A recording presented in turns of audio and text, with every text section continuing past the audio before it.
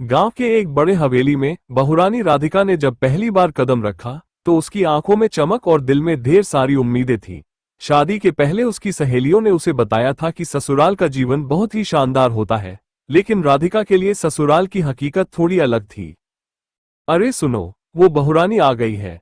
ससुराल की सभी महिलाएं उसकी चर्चा कर रही थीं। राधिका ने सोचा, कितनी अच्छी बात है, सब मुझे पसंद करेंगे। लेकिन जैसे ही वो अंदर गई, उसके सास ससुर ने उसे देखकर एक ही नजर में घूरना शुरू कर दिया। ये कौन सी बहुरानी है? इसका रंग तो देखो, जैसे आधी चिड़िया और आधा इंसान। सास ने कहा। राधिका को कुछ समझ नहीं आया, लेकिन उसने मन ही मन सोचा, अरे यार, ये तो बस शुरुआत है, धीरे धीरे सब ठीक होगा। राधिका का जीवन ससुराल में धीरे धीरे एक मजेदार और अजीब कहानी बनता गया। उसे घर के काम करने से लेकर सास के साथ शॉपिंग करने और यहाँ तक कि ससुर के साथ गप्पे मारने तक सब कुछ करना था। लेकिन सबसे ज्यादा समय उसे गलतफहमी की शिकार होने में ही लगता था। अरे भाभी, आपने सुना भैया की पहली पत्नी के बारे में?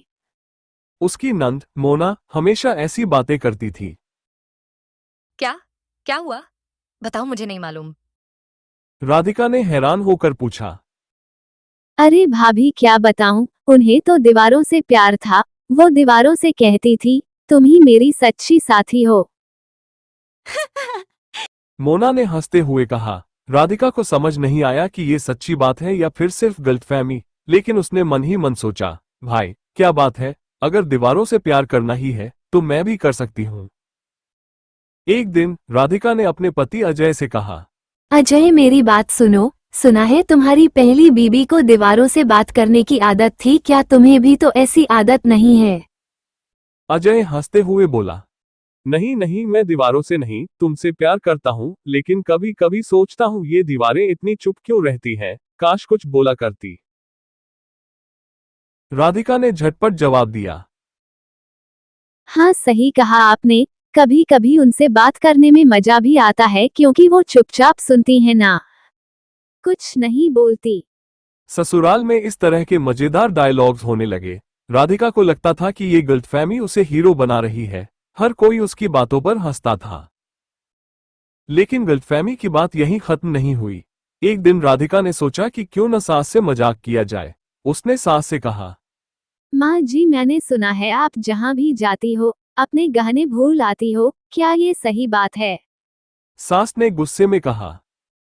ये क्या बकवास है बहुरानी, दिमाग तो ठीक है तुम्हारा, गहने तो दूर की बात, मैंने आज तक चप्पल भी नहीं भूली है। राधिका ने हंसते हुए कहा। माँ जी, आप तो बुरा मान गई। मैंने तो बस सुना था कि आप जहाँ भी जाती है गहने भूल आती हो। अब सच है या झूठ आप जानो, मुझे क्या मालूम।